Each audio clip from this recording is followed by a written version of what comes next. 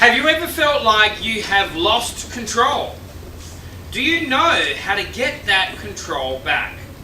There are two ways you learn how to get your control back. Our next speaker has taken back his control, and with vivid storytelling he will ignite the fighter within you, so today you will take back your control. He lives in Wadji and has 4 beautiful kids. Ladies and gentlemen, please welcome to the stage, Lyndon Duncan! Alright everyone, stop clapping, stop. Unfortunately, I've actually lied in that introduction. I just looked up the word control, and it means the power to influence or direct behaviours or change the course of events. Well, I have to be honest, I can't direct behaviours because my 4 kids do not listen to me at all, ever. I have no control over them. They do exactly what they want when they want. So I'm sorry that I've lied to you, but what I do like about my kids right now is they're 5, 4, 2 and none. So they have vivid imagination about what their future is going to be like. And that started me thinking, because I love to think about the future. And what I thought about the other day was what I wanted to be when I was 5 years old. And I remember telling my mum, "Mum, I'm going to be a Ninja Turtle." I was going to be the purple Ninja Turtle. You know why? He only had a stick. So anytime I wanted, I went outside, got a stick, I was a Ninja Turtle. Mum told me I couldn't be that. That broke my heart a little bit, I have to be honest. A week later, I had a new idea. I was going to be the Red Power Ranger. He was just as cool. Mum said no to that as well. And then I found out that you can't actually be a superhero, so I had to change my mind. Now what I want to know is, what did you want to be when you were 5? It's a bit of a case study, so could everyone please stand up for me? Now yes, I'm going to be that speaker that makes you close your eyes in a room where you don't know anyone. Alright guys, please close your eyes. Imagine back to when you're 5. Now on the count of 3, with your biggest voice you can, not your, "Oh, I'm scared what other people think of me," your biggest voice, I want you to tell me what you were going to be when you were 5. 1, 2, 3. Astronaut. Wonderful. Now imagine you're 15. You're at school. You've got pimples. You dress funny. People don't like you, but you think you're awesome. What were you going to be then on the count of 3? 1, 2, 3. President of the world. President of the world. I like that one. All right. Now, your present day. Tomorrow, the next day, when you go back to work after having to listen to this big, bearded, beautiful man on stage, what are you going to do that day on 3? 1, 2, 3. All right. I didn't hear any presidents of the world that time. You've lowered yourself. Okay. Now, imagine, let's say, 65 when you get to retire. Let's say that age. And you get to hand your notice in. Who are you handing it into? What are you at 65 on 3? 1, 2, 3. Author. Okay, now open your eyes. Can everyone sit down unless you said the same thing every time? Wow, isn't that amazing? No one knows what their future is. No one knows what they're going to be in 10 years, 20 years, 40 years. So it makes me wonder, what do we have to do today to make our future be what it wants to be? Now the census report that came out lately says every average adult, or average adults, have 12 jobs in their lifetime. 12 jobs. Every 3 to 4 years you'll change what you do. That's incredible. But it makes me think that you have to commit to every single job to get to where you want to be in your future. If you don't commit to today, your future will not be what you want it to be. But I'm not saying stay in a job you don't like. I'm saying if you have that job that you don't like, you've probably got 11 more to have, so don't worry about it, get another one. Now the way you learn to commit to every day and take control is there's 2 ways, as Sam said. One way, the universe makes you.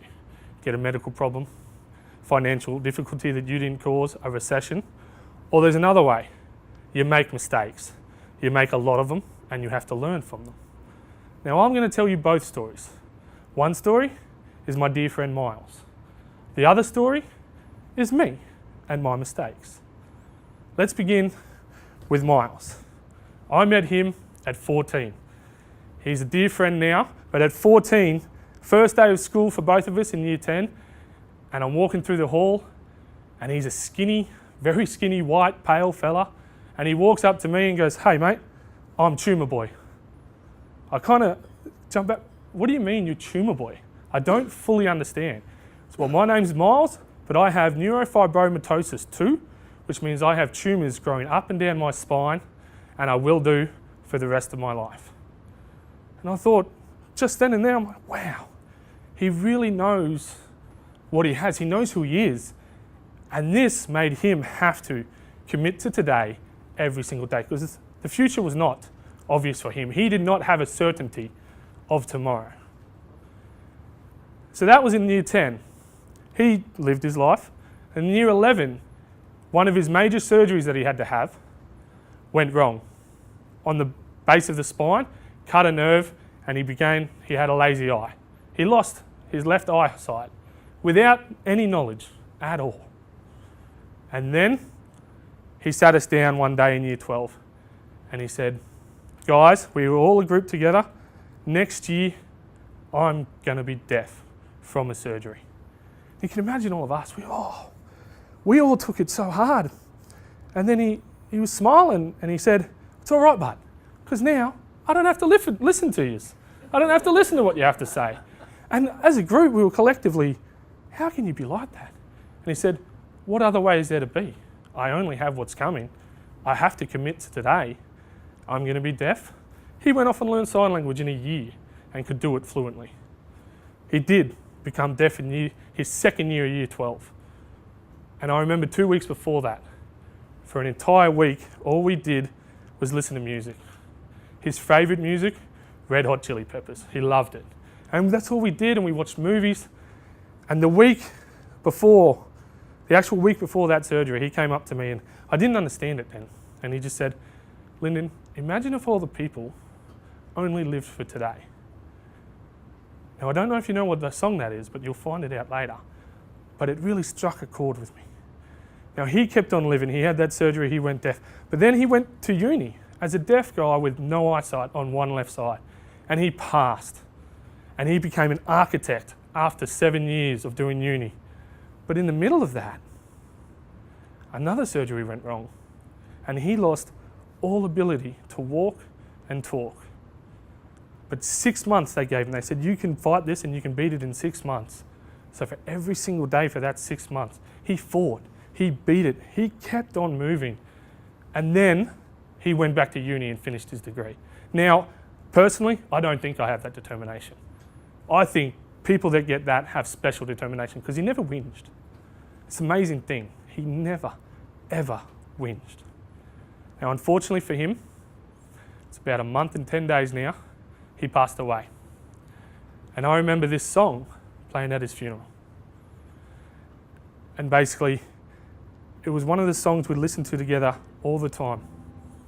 And it finally struck me what he said that day.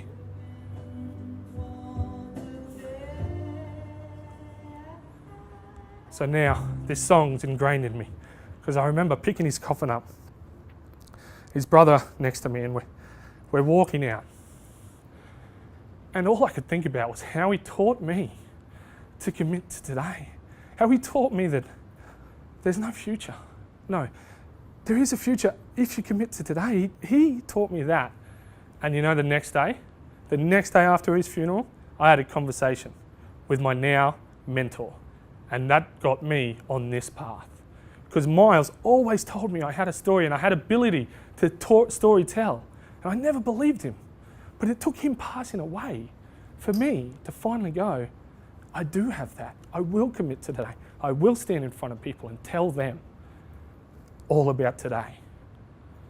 Now that was my friend. Maybe you guys have a friend who's going through that as well. They'll teach you something. Listen to them before they're gone. Please listen to them. Now my story, it's a little bit different from him. I made mistakes. I made a lot of mistakes. I had fun doing them, but I made a lot of mistakes. So I am a father of 4, and I do have a beautiful, lovely wife named Danielle. And 1 month into our wonderful marriage, because of my previous mistakes, I had the conversation with my lovely wife that we've got to go bankrupt, honey. I got out credit cards you don't know about. The car loan was never paid off, like I said, and we went to Canada on a loan that I can't pay back now. That, probably the worst conversation you can have with your wife, to be honest. She took it very well, and then she got to return serve a little bit a month later, because she got to come to me, my beautiful wife, and she sat me down and she said, Lyndon, we're pregnant. And I went, wow, that's really expensive, honey. But unfortunately for us, our pregnancy didn't go perfectly. To begin with, we found out only 10 weeks in that Angela has a chromosome abnormality called Turner syndrome. Now that only affects women, and it's an extra chromosome that some girls have. The thing about it is, only 98% of all kids with it don't be born. They don't make it out of the womb. In the 10th week of pregnancy, we only had a 2% chance of our little girl making it. But we sat down together around a fire with a beer. I had the beer, not her. And we talked about it. And we talked about how we have to commit to today and build the life that we're going to give her, because we have to believe she's coming. We have to commit to today and have everything ready for when she gets here. So that's what we did. I worked harder at my job. I built up my finances. The wife worked as long as she could, and we committed to today. And guess what? Angela's here. She's happy, she's healthy, and she's obnoxiously loud like her dad. So it was fantastic. Then the universe wasn't finished testing us yet, and probably never will be. But basically we started to move house. So we were driving, and I was in the crappy work ute in front, and my lovely wife and my beautiful daughter was in our car behind. And the first thing I remember seeing is just this big white Land Cruiser. And then the second thing was a big black bull bar. And the third thing was an ugly red P plate. And I looked down at my dash and I'm going 80 kilometres an hour. By the time I look back up, I see him swerving over the double unbroken lines, coming straight towards me. Now I don't care who you are. If that car's coming at you, you move out of your way. So I moved. And the car didn't hit me, but I looked in my rearview mirror and I couldn't see my car. So I stopped my car and I go to get out, but all I hear is BAM! I get out and all of a sudden it's dead quiet. I can't hear anything else. But I run over to my car and my car's in half. I can't hear anything still, so I start trying to jam that door open. It won't open.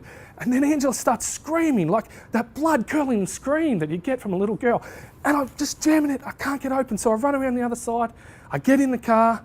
I pull her out, and she's just crying because she's scared. And then my wife hugged me. I hugged Angela, and we held each other on a main highway in Townsville for a good minute.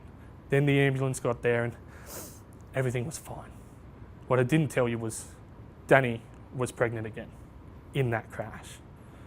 But everyone was fine. But we had no car. I was bankrupt. I didn't have money yet. What were we to do? So this time, I wasn't handling it well, but my beautiful wife was. So she sat me down, we went through it again, made a plan for the future, and we committed that day to the day. And we started building our life again. And then we did what you do when you want to have a baby. So we did a little dance, we made a little love, we got down that night, and we had another baby. But first thing in that pregnancy as well, unfortunately for us, it just didn't go well as well. We spent all night in the hospital one night because Danny's hormones levels weren't correct. They thought a miscarriage. 2 weeks later, we came back and the baby was still there, but everything pointed to losing a twin. That hit us as well. But the biggest problem about that stage was we had medical bills again. And I didn't have the money again. So I had to take my little daughter Angela out of daycare. She only went 2 days a week, but I couldn't afford it. I had to pay the bills. So I remember going to a daycare. Now I go to walk in. Now picture this, big bearded man, landscaper, dirty, walking into a childcare with butterflies all over it. And I walk in. You know what kids are like when they see you? She just ran over, Daddy, Daddy. So I knelt down and I gave her a big hug. And I just couldn't handle it. I started tearing, I started crying, and I'm hugging her, and she just pushes back. She goes, what's wrong, Daddy? And I just said, I'm sorry, honey, I've got to take you out. I can't afford to pay for it anymore. And she looked at me and she goes, that's okay, Daddy. I just want you to smile. I just want you to be happy. Now imagine that. I had to have a 2.5-year-old tell me how to live my life. So I committed again. And I made a future for myself, and I'm here now, and I've made that future. And it's amazing, and I have 4 beautiful kids. But I got there through committing to today, not letting things define me, and a little technique of visualization, which I'm going to get you to do. So what I'd like you all to do for me, again, stand up. Once again, I'm that guy. Everyone's going to close their eyes in a room where you don't know anyone. All right, everyone, take a big, deep breath for me. Now, I want you to imagine 5 years into the future. Now, imagine how it smells, how it sounds, how it feels. If you imagine visions.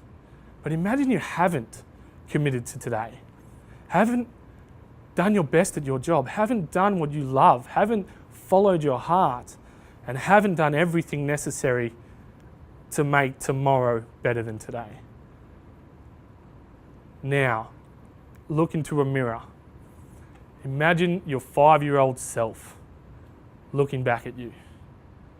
And that 5-year-old who looks exactly like you but a lot younger says, I just want you to smile. I just want you to be happy. You let that sink in. Now, imagine 5 years into the future. Imagine all the smells and all the noises, all the sounds and everything you can see, and you have committed to today. You've listened to your 5-year-old self and you've made today the best it can be. You're in your dream job. You're in your dream position in life. You live where you want to live. You have the friends that you want to have. Because all you have to do is commit to today. Don't let things define you. Commit to today, love today, and enjoy today. Now everyone, with your eyes closed, I want you to repeat back to me what I say. They're short, sharp sentences, and I want loud voices, not what do other people think of me voices. You ready? You only have today. You only have today. Tomorrow is a risk. Tomorrow is a risk. Today is now. Today is now. Today matters. Today matters. Today is everything. Today is everything. Commit to today. Commit to today. Open your eyes, go out there and take your control back. Thank you very much.